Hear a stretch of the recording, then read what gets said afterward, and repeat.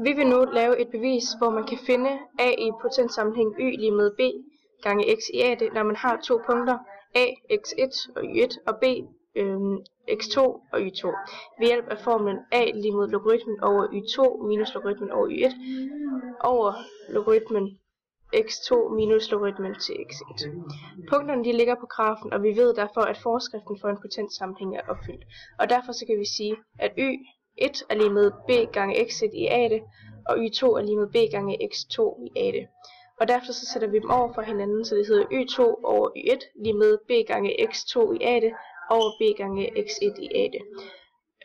Og derefter så fjerner vi b fra ledet, så den bare hedder x i anden, eller x2 i a det over x1 i a det. Og på grund af potensregnereglerne, så kan vi så sætte de to led, de har den samme potens, så derfor sætter vi den bare i en samlet potens. Derefter så tager vi logaritmen til y2 over y1 og logaritmen af x2 over x1 i a'ene.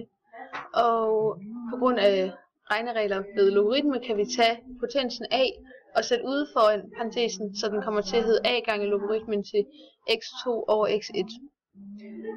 De to logaritmer kan vi sætte over hinanden, så det bliver logaritmen til y2 over y1 divideret med logaritmen til x2 over x1, og det giver a.